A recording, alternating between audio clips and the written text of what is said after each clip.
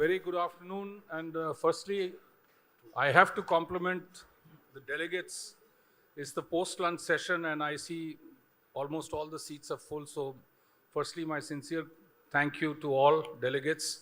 And I guess the other reason why we see this is full is because of the bevy of personalities that we have on stage today to talk about the Make in India program and their perspective. So it's absolutely a pleasure for me to be sitting amongst some of my old customers here. Many of them I have worked with in different responsibilities both at the state as well as the center. So it's indeed a privilege for me to be reunited on the stage with them. All memories come back. But I guess this is the key set of people who are today driving the whole independent indigenous capability initiatives that the government is so flexibly, if I can use that word, even altering, chopping and changing their programs to accommodate the fervor of building indigenous capability of manufacturing. I guess accelerated by the events of the last 2 years, the whole COVID phenomenon, as well as some of the other geopolitical developments that have taken place. And the time for India is perhaps here and now. And this is the set of senior civil servants who are driving these initiatives. And we would therefore love to hear from them their perspective of the Atmanirbhar Bharat initiatives, the different segments that it touches and covers. In many of the areas like medical equipment, we were at a blank before the COVID. And it is during the COVID, in such adversity, that we not only became self-sufficient for ourselves in some of the critical equipment that was required, but also developed capability to export to other parts of the world where such items were required. So it's a huge turnaround story, and I think the journey has just begun, whether it is in the area of electronics, whether it is in the area of medical equipment, everywhere where there was a void which was accentuated by the COVID crisis. I think the government is prioritizing very much, and we also see traction from the corporate sector. So this is really where two hands are required to clap, where there is going to be a public-private initiative to be able to build indigenous capability. We have the Secretary of Defense here, and he has just embarked upon one of the largest initiatives of building indigenous capability of aircraft manufacturing for defense requirements. It is a huge, huge step, and that's going to unfurl in the next few years as India develops capability of building within India defense and civilian aircraft. So I leave it to Dr. Ajay Kumar, Madam S. Aparna, Anurag Jain, and Mr. S. Krishnan from the state's perspective to share their insights. And I hand over now to our moderator, Virat, President of PAFI, to take on the next few minutes of the session. Thank you. Given that we have about 45 minutes, I know some of the secretaries have to leave a little early. They've been introduced, so I'm going to jump right into the meat of the session. Just one quick comment for those who are standing. There are some seats this side. Also request the organizers to arrange a few more seats in case we should add a few chairs. With your permission, sir, I'm going to start with the Defense Secretary, sir. I think, if I remember correct, you were at MeitY when the entire manufacturing story started. This is Hanover, where in 2015 March, where we launched the big Make in India symbol and global launch occurs. And then you hold this very large event at Indira Gandhi Stadium in July of 2015, I think, where Digital India is launched. So back to back, two very serious programs, and you've been part of that journey. So I'm going to start with, your experience and this turnaround and this focus, and you're associated with electronics till 17, and then defense production since 18. So if I could just take you back to those days, what was the thinking? Where do you think we are? And a little bit about then where we are in defense and where sort of the story is headed, and then I'll kind of continue from there. Thank you. So you really take me to old times, and it's quite fascinating to really look back now and see how the electronics manufacturing has flourished in the country, and you represent one of the companies who has been championing electronics manufacturing in a big way. And I remember our minister often having said in several platforms that we have 2 mobile manufacturing companies in the country at that time, and today we are the 3rd largest manufacturer of mobile phones in the world. But if you look at the picture, I think, and I found that this experience both in electronics as well as in defense, when I came to defense as well, that one of the problems which has been, there are the ease of doing business, which Anurag possibly will be able to say so well. But one of the important challenges that we found was that we did not trust our own ability to do well. As a result, we were not willing to buy something which we were producing. And I have this story which I cannot forget. Those days, as part of electronics manufacturing, we were also trying to support anyone who had anything to do with electronics, including medical electronics. And there was a company called Scanray who was making ventilators in Mysore. And under our very, those days we had started incentivizing electronics manufacturing, and they were one of the people with whom we had assessed and found them good company. We had supported them for their expansion. And then one day they came and said, sir, we are selling ventilators to 8 countries in the world. However, in India, we are not recognized to sell it. And then at that time, I had taken up with Health Ministry. And then at that time, I discovered that we have something called the Drug Controllers Act of India, which is meant for drugs, but also controls devices. And the fact remained that till 2020, and we could thank COVID in some ways for that, that Scanray ventilators were not sold in the country. They kept on selling outside. We kept on doing more electronics manufacturing. But one of the amazing things which we learned in this process was in 2020, when COVID came and we were flooded with those visuals on the TVs where, in Western countries, US, Italy, Spain, one after another, people were scampering for ventilators. And we were ourselves scampering for ventilators. What will happen if India, we still did not have that problem in the country, and what will happen? And then government actually said, no, we need to look and start believing in ourselves. And then, of course, Scanray and many other companies, in fact, some startups came up and made. So one of the things I think which which has always struck me, in defense, we have the same story. We have produced, items which have been there for a while, but refused to get accepted. Arjun tank, we recently decided to induct them, but it's been there on the anvil for nearly 4 or 5 years. And I can go item by item, that's not the idea. But I think one of the things we have, which I have always felt is, one is our ability that we can actually produce, which is as good, if not better, than any other country in the world, both in terms of manufacturing as well as in terms of innovation. We may have to leapfrog certain areas of technologies where over the years we have been lagging, but in terms of innovation, we are able to definitely do much better. And so if we have that confidence, I think we will be able to do this. I would just give one more story and then stop.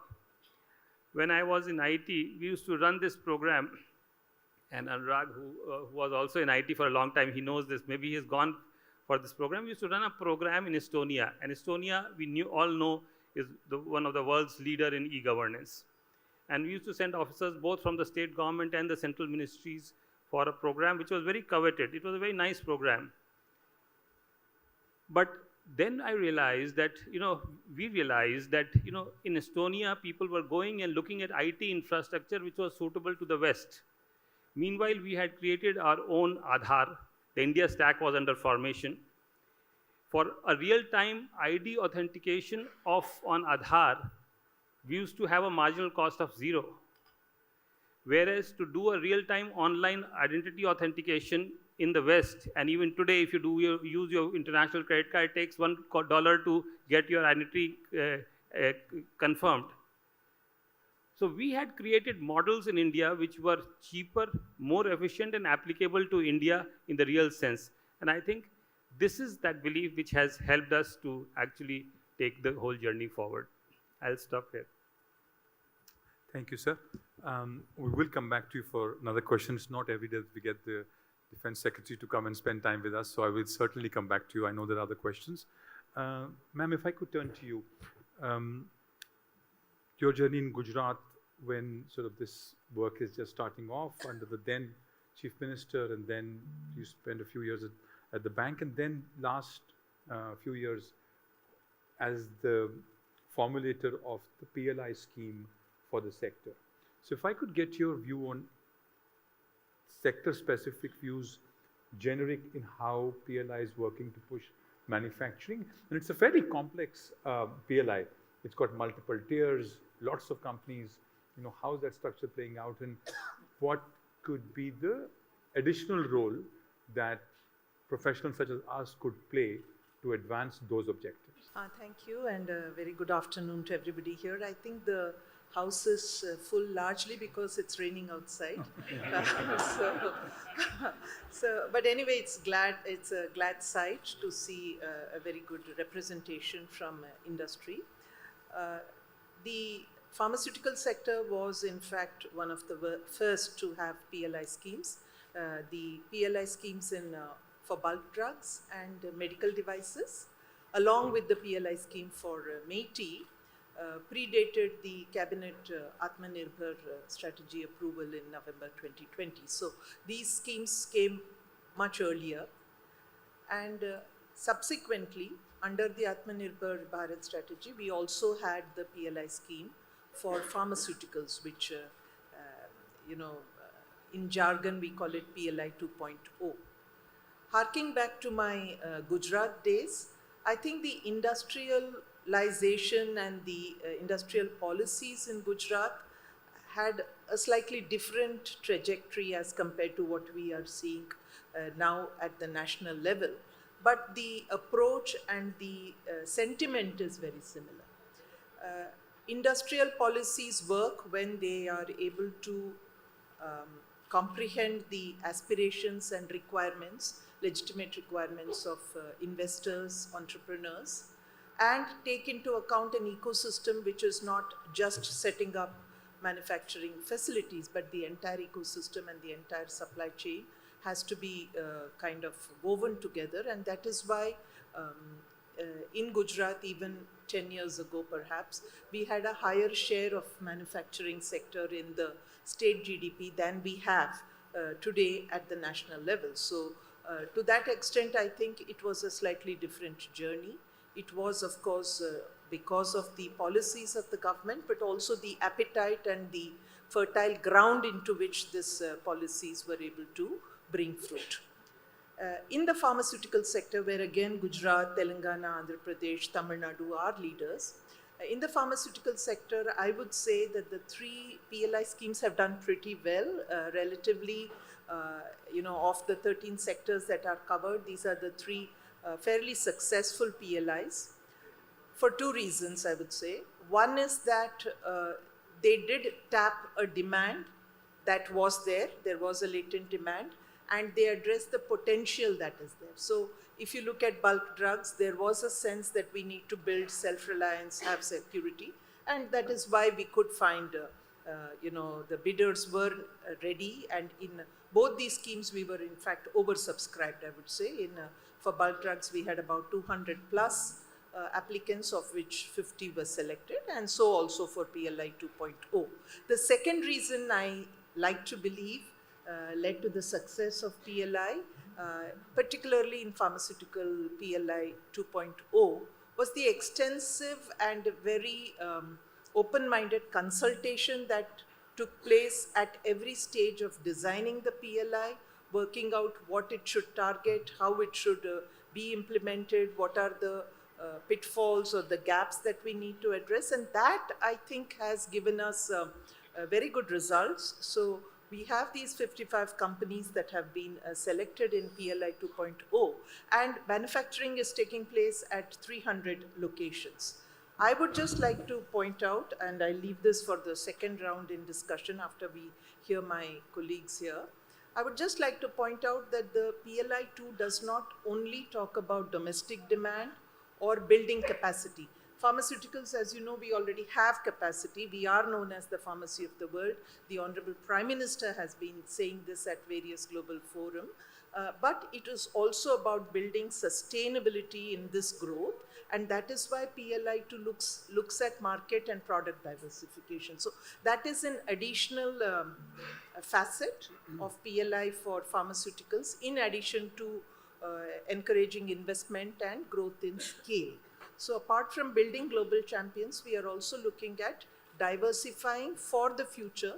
So this will be a movement from a volume-driven growth to a value-led growth. And I think that has got learning and lessons for several of the sectors where we can leapfrog and not just think about gap filling, but actually moving into maybe the next decade or the Amrit Kal, as we talk about. So I think these are some of the features where we could have wider learning. Thank you, ma'am. Anuragji, if I could turn to you. So it's 2014 end or 15, you joined the Prime Minister's office, you're appointed there, and you see these thoughts being discussed. We have a bit of an economic challenge at that time, and then the Prime Minister sort of leads us to reinventing the whole wheel, as it were, on manufacturing. So if you could give us insights on what those early thoughts were and the time that you spent across multiple sectors, because you had a vantage point at the PMO in that very important role, and after that back in your second role where sort of you're literally I would say the spiritual home of all PLIs go through DPIIT, and the linked work on DPI on ease of doing business. But I could sort of give us a little bit of insight into how this thought process started and where we are today. The question you asked will take long time to answer, but let me try to the best of my ability to put it in a nutshell. As you just mentioned, even before that, the first transformational thing which started in the country was the GEM, which was a game changer. And I was personally associated driving the Jan Dhan part of it. I recall in those days when we drafted the scheme, one of the studies said that the leakage in the government programs was to the tune of 132,000 crore. And you put that to DBT, so that leakage is plugged. So GEM provided that sort of basic structural transformation, and we have built on that now to become a country where the number of real-time online transaction is the highest in the world. It's more than 84 billion in a year, which is the highest. We have taken over China and US in that, and all those journey from there moving to UPI and whole of digital payment systems. In those days, the focus was very clear. Digitalization, Digital India part 1.0 was launched. Skill India to ensure that you have the corresponding manpower. Actually, most of the sectors had a new kind of thinking. We had missions for almost every sector, so I'll not get into that details, but digital and skill are two very important missions. So along with the concerned departments, we are pushing those issues. In addition to that, one major feedback which used to come from the industry was labor reforms. So initially we found that the labor reforms was very difficult to drive through, but then there was a consistent follow-up. I recall Mr. Arun Jaitley used to lead those discussions, and finally we have reached a situation where all the 4 labor codes have been passed, Out of 44 laws of the Labor Department, 12 have been thrown away, remaining 32 have been converted into 4 codes. So that's a very good progress. I recall you talked about one more thing, mobile. The whole industry, what's that called? Mr. Pankaj Mahendru and your organization? ICI. They came to us for some kind of financial grants. I actually told this, that day I was wearing a shirt where I had 2 pockets. I said, look, this pocket doesn't have any money, but this pocket has a pen, and pen can do what you want. Don't ask for money, tell us how to change the rules. And then they came back with a full draft, and sir was additional secretary in my team, and Ajay Sani sir. This PMP program got evolved. And PMP actually did wonders to the extent that I recall within 1 year, the number of mobile factories in the country had moved from 2 to 107. Fast forward this 2020, COVID was taken up, the challenge was converted into an opportunity, the pace of structural reforms was actually expedited. Of course, I'm missing out on the GST, that was the most important reform we had for businesses. So, these reforms moved forward. 2020 brought in new focus on Make in India. So PLI, even though I joined after major PLI schemes were formed, but we are in process of monitoring that. PLI are driving Make in India. They are considered as one of the most successful schemes.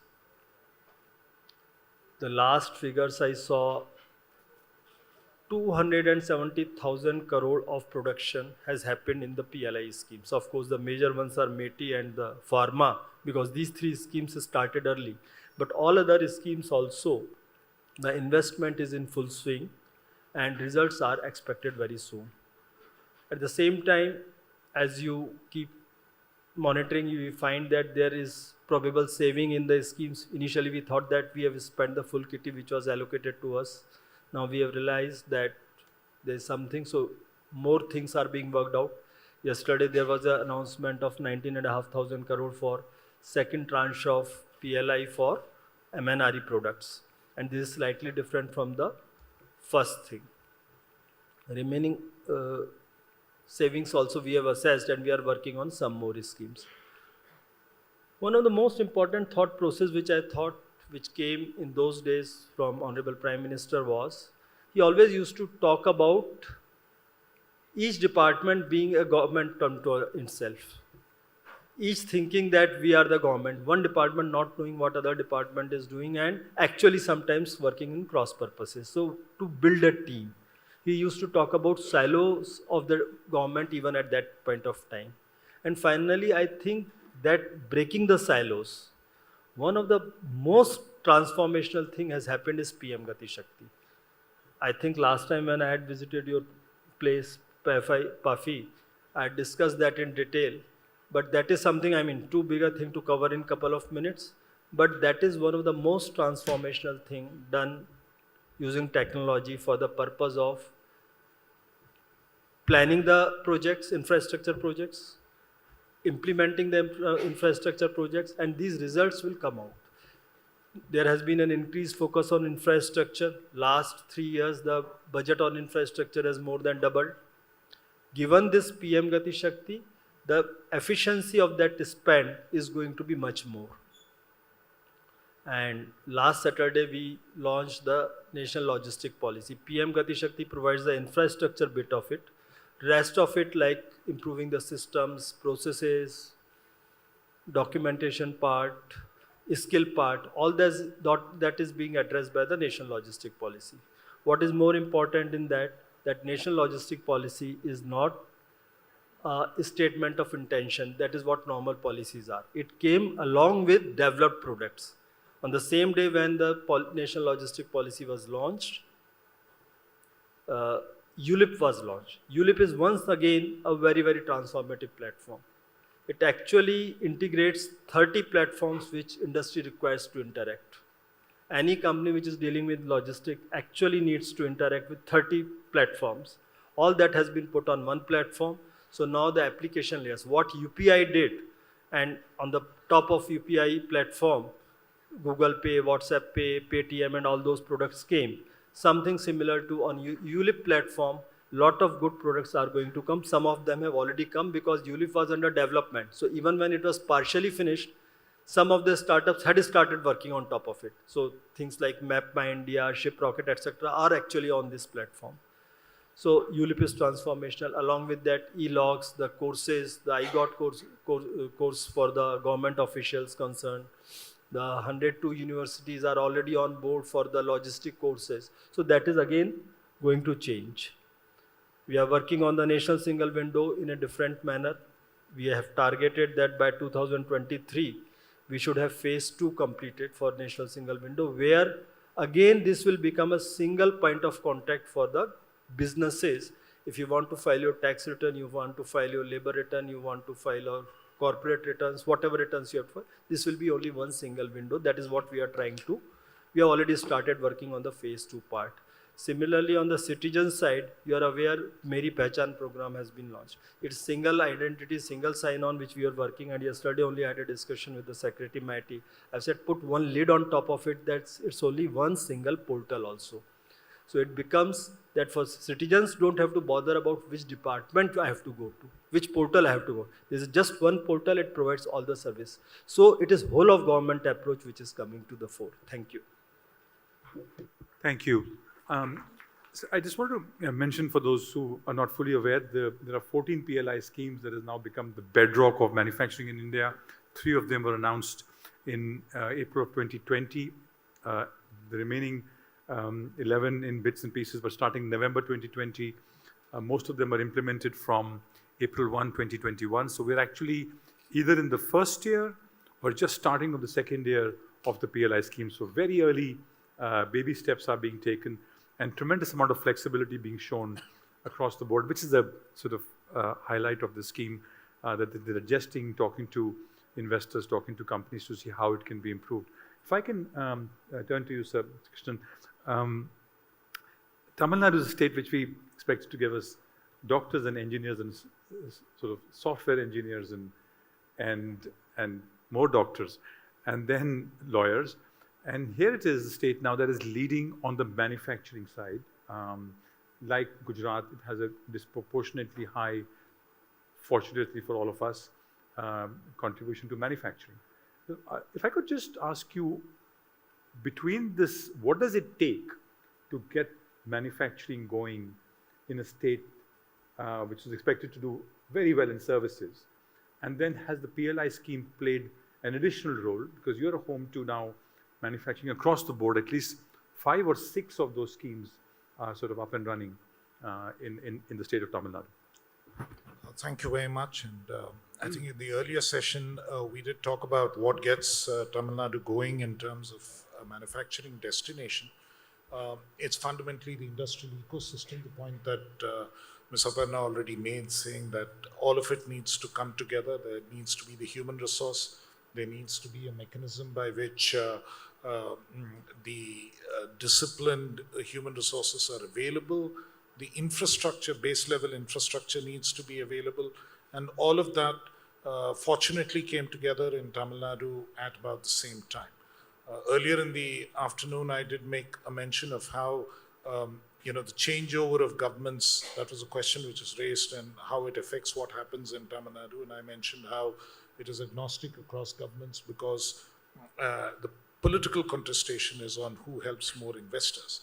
Equally, we shouldn't forget that in the last 55 years, perhaps Tamil Nadu has plowed a slightly different furrow compared to many other states in the country. We've had governments which have been of regional parties and not necessarily aligned politically with the governments of the center.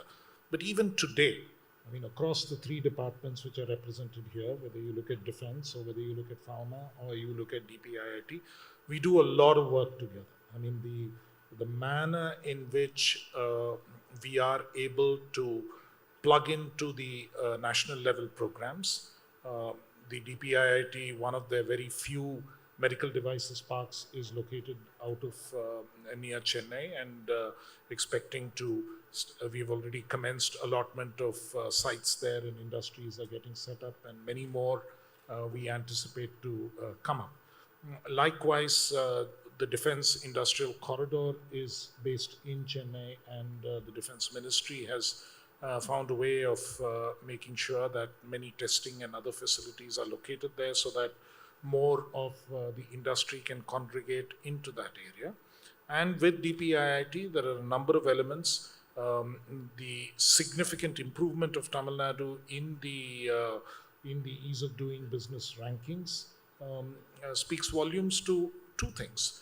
One, of course, the improvement which takes place in the state, and second, the change in DPIIT, the willingness for them to change the methodology to reflect really what is going on at various locations. Increasingly, the rating is based on feedback of people who use the facilities and so on. And in the process, Tamil Nadu has moved up in the ranking simply because, like I said earlier in the afternoon, our best ambassadors are the people who have invested there and who speak up for us.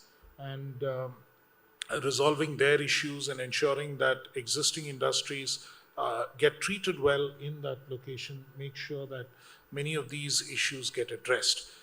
Likewise, no surprise, given that the state is diversified and across different sectors, across many of the PLIs, we have large companies coming in to invest. And I was very heartened to learn when Mr. Anurag Jain pointed out that there are savings within the PLI scheme and there could be more programs which could be launched. We already have requests for what more could be done. And there is a possibility that those could also get considered in this.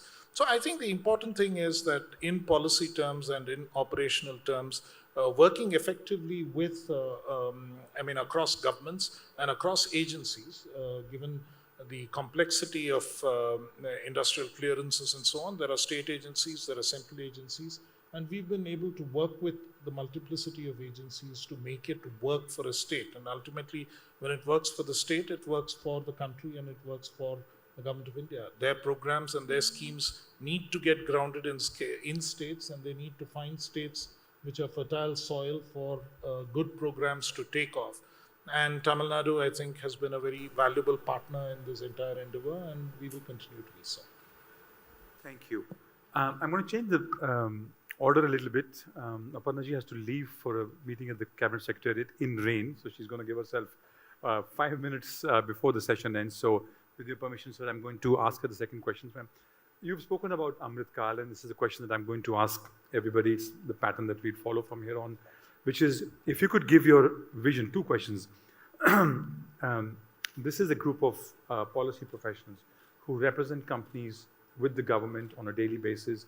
They advise the chief executives and the headquarters, both Indian and global, on investments, on risks, on investment opportunities. So if I could ask you to respond to two. One, what is your vision of the next 25 years, Amrit Kal, that the Prime Minister has spoken about? There are several 30-year-olds here who would be then at the helm of their careers, but would learn from you. And the second point, as these professionals, as we deal with the government, what is it we can do, the one or two things which can do, and how we can do this to improve the engagement that you would find valuable for policy professionals? This will be a great learning for all of them who come to this session. Thank you. I think that is extremely important, and to use when we recently there was this report on the competitiveness of the competitive advantage building upon Porter's model. Some of you may have had the opportunity to have a look at that report, and I am slightly evangelical about this. To draw upon a cricketing metaphor,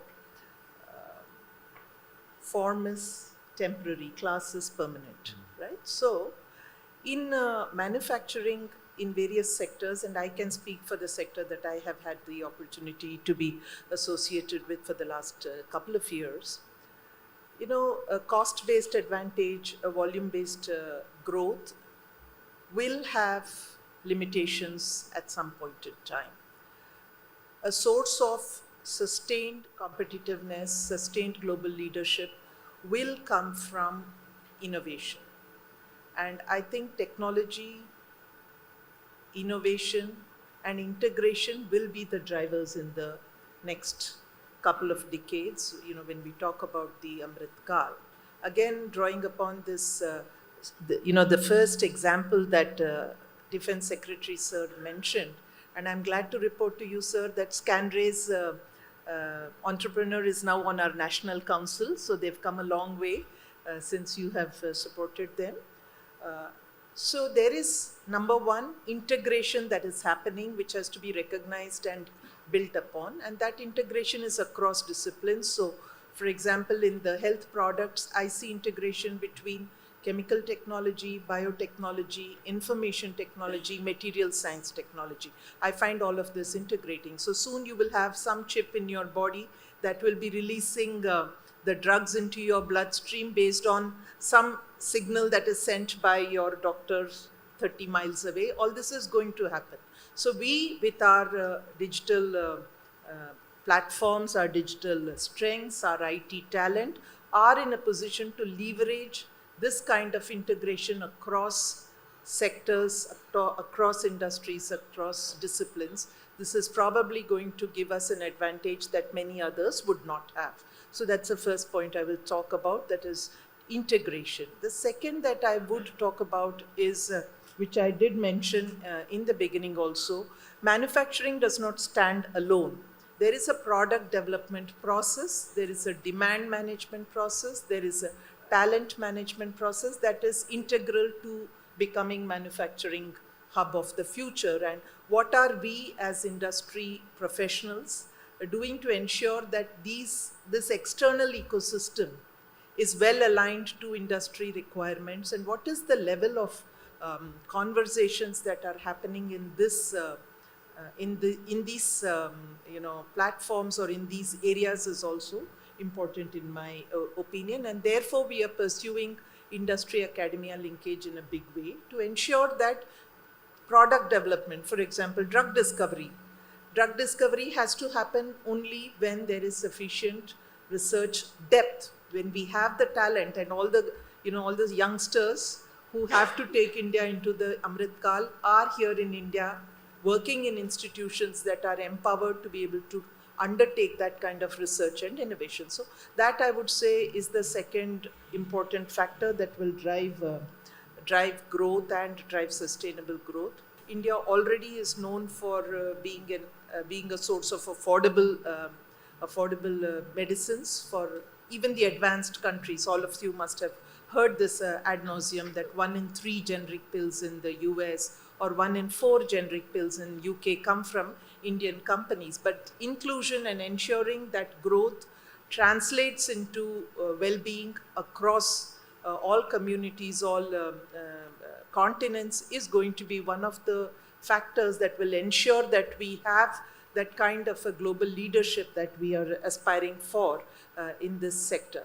And finally, since we are talking about manufacturing hubs, I do believe that every industry, and since there are policy professionals here, I would say, every industry needs to be looking at what is happening across the world and where we can be 2 steps ahead. So leading the curve rather than following is something that we should be looking at. For example, in pharmaceuticals, again, we have a growing biologics segment, but how much are we able to do, let's say, in stem cell therapy or in gene therapy or in CRISPR and gene editing based therapies is something that we need to, as industry, look at how much we can do and what kind of support would be required from government to be able to move into that. And I hate to use the jargon, but go ahead of the curve in some of these technologies. We now talk about Industry 4.0.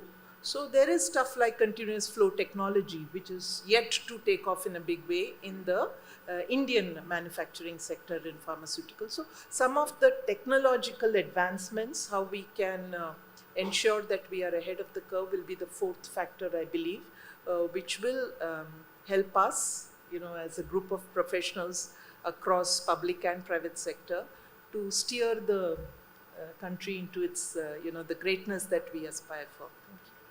Thank you so much, ma'am. I know that at some stage you will have to leave, and I thank you so much for that. So, Aditi, if I could turn to you, we have about 15 minutes, 12, 15 minutes. In about 3 or 4 minutes, if you could give us your vision of the Amrit Kal, where do you see us in 25 years? And then some advice for policy professionals on how they can be more helpful and effective in working with the government. So, if we look at defense as sector, India has over the last 75 years has continued to have that, distinction or of being the largest importer of defense products in the world. And this is a situation we wish to change. We have also see that defense producers in the world are actually a handful of countries. If we look at the defense industry in the world, there are 5 countries in the world which actually account for nearly 80% of the defense trade in the world. And these 5 countries are the 5 permanent members of the Union Security Council. So, the aspiration of India to become a country with influence in the world in next 25 years is closely linked to development of defense industry capabilities. And here the value of the money is much beyond what actual production levels you achieve. It may not be so big as compared to electronics and IT in terms of sheer size, but in terms of overall influence that defense industry creates in the global sphere is huge. I do not want to go into the details, but I want to say that today there is effort to unleash the energies of the country, make in India as a whole, both in terms of production as well as the innovation ecosystem into the defense sector. And we have already started seeing fruits of that. Today, if you look at the Indian stock market, the sector which possibly attracts highest premium is the defense sector. And I am reminded in 90s when IT companies used to list themselves on the Wall Street, they used to put the name of an Indian as part of the directors because that used to give premium on the Wall Street, because in India, IT and all that. Today, a lot of companies are looking, if you add defense after your company's name, it gives you premium on the BSc. There's a lot of optimism in the defense industry, and again, and there is tremendous amount of momentum that we have gathered. We see this momentum growing in the next 25 years. And this is going to be driven by the changing nature of the warfare. We are increasingly moving to contactless and non-kinetic warfare. Today, the new form of warfare is more going to be digitized, areas where India has inherent strengths. And we have an opportunity to leverage this and become world leader in these new defense technologies and this is particularly, we are seeing the startup ecosystem, and the IDEX program has revolutionized the way things are happening. What used to be traditionally, in defense, we are more familiar with R&D projects taking 20 years, costing 5,000 crores, 6,000 crores. Today, we are seeing products being launched in 12 months, 18 months at cost of 10, 15 crores. And that is because of the new innovation ecosystem that has developed with the help of startups. So these would be, I think, determining influences. One is ability to unleash the energies of Make in India into the defense ecosystem. And when I say Make in India, it is the energies of the private sector, the industry as a whole, and the innovation ecosystem driven by startups and all the other players who contribute to this ecosystem, which will help us to become India as one of the top 5 countries in the world with respect to defense industry ecosystem, and that's where we see ourselves to be.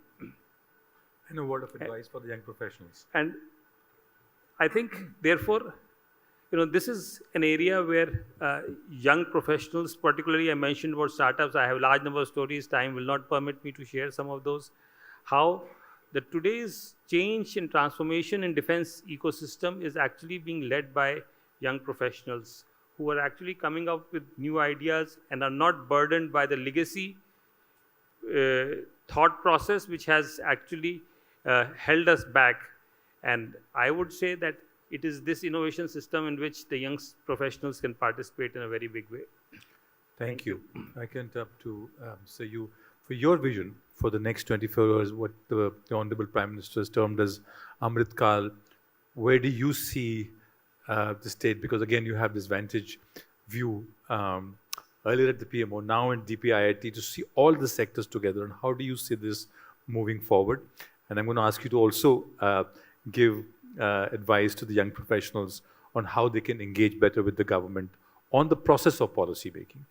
I think we have already started working as a group on creating this vision 2047. That is how the Prime Minister thinks. He had actually started talking about 75th year of Indian independence in 2014. I was there. And by about 2018, he had started talking about journey from 22 to 47. What he calls Amrit Kal, so the present scenario analysis which we are doing, each group, there are different groups of secretaries which are working on different areas. So first thing which we decided that we should request our economists to give common scenarios, how much would be the population. Otherwise, each group will come up with different estimates which will confuse the system. So what our finance ministry and the economists of the country have come out with, they have created 3 scenarios of India's growth in these 25 years. The most pessimistic, most optimistic, and the realistic, most realistic. So everyone has taken the most realistic for planning that thing. So the most realistic scenario says, today we are $3.2 trillion economy, 2047 will be $32.8 trillion economy, 10 times in just these 25 years. These 25 years are going to be India's years. Now it is up to us, the government, the industry, the citizens of the country, to work together to ensure that this scenario actually unfolds. It is not that if we start estimating this would happen, will definitely happen. It will happen if we continue to get our act right. That is most important. So for these 25 years, I personally feel the knowledge, innovation and sustainability are going to be the key words for the industry. The whole industry is going to be driven by this. On the innovation front, sir has also spoken. On the research part, Aparna madam spoke, so I'll not touch further, but they are very important. Nowadays, only that particular company will become leader, which invests in research, which invests in innovation. Another emerging trend, which when we interact with people, which came across is, the Western world is going to move on another kind of a non-tariff barrier. Right now, people used to talk about labor laws and child labor and sustainability. Now people are already talking about human rights, and they are going to link it to the business. So we have to also be ready, keep an eye on that. This research, etc., is becoming so complex. Typically, if you see, knowledge is one. Our ancient belief says knowledge is one. But it is so big, nobody can have it. So we slice it and start specializing. But if you really want to create something, you need to ensure there's collaboration. Otherwise, you'll never be able to come out with something really transformational. So it is a collaborative networks which will drive the nation. So government is already, you have seen that we have started coming out with whole of government approach in almost everything. It's a government which believes in listening to people. I think we all continuously have engagements. As far as my department is concerned, we engage more with the industry rather than looking because you give us ideas. So when you talk about giving advice to young professional, please feel free to use any of our platforms which you keep coming out with. We listen to you. Now the challenge is what? whatever industry suggests, government is, I think, nimble enough to examine that and come out with corrective measures. Whatever will pass the anvil of policy, that is which is equitable and just for the whole society as a whole. It is just not industry's perspective which the government can take a decision. The policies have to have a balance. So whatever is equitable and just and passes the test of policy, public policy, will get done. That is what I can assure you. Now the challenge is with the industry to pick up the gauntlet and be ready to ensure that this path we are trying to calculate, because I saw some paper which you had sent for today's work, that people are fancy to us what we need to do more. Whatever I think people have been asking, government is continuously changing laws, making it better for the industry, be it ease of doing business, be policy, opening up the policy. Some of the policies actually got done in 24 hours. In the time of COVID, I recall, the work from home policy got done within 24 hours, the change in the policy. So government is willing to listen, support. Now the challenge is up to you to pick up and ensure that we become the world leaders in coming 25 years. Thank you. Thank you. Go to Raman to provide his vote of thanks. What a wonderful interactive session we've had. Firstly, I don't have to say more than thank you to Dr. Kumar, Dr. Aparna, Anuragji, and old friend Krishnan for the wonderful discourse that they've given, the lessons that they have brought to bear upon us. I don't think I need to delve more into that, but I will just be anecdotal on a few things. I met Dr. Kumar when he was Secretary of Defense Production. He's an amazing fellow. And this is if the leaders of our bureaucracy are like him. You know, there is a reverend of a parish, and the parishioners are all of us. And if the reverend is willing to listen to us, then the reverend knows what are the problems that are taking place in the business world. He was one person.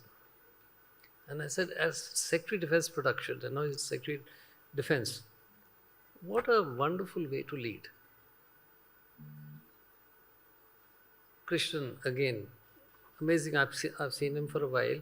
I once remember when I was CEO of Barclays Bank, I went to Tamil Nadu, and that time his namesake was also Krishnan, Finance Secretary. And he told me, he told me, he says, you must encourage people to invest in our state. And please also tell them, don't interact with the politicians. It got ingrained in my mind. And you are, Anuragji, the parishioner, you lead a parish where you must show the path. You must interact with people, and I'm always hearing good things about you. And I will also come knocking on your door soon. And thank you to my colleagues, Virat, Tanmoy, our eternal chairman, emeritus, and all of you for being here and patiently participating in this. Thank you.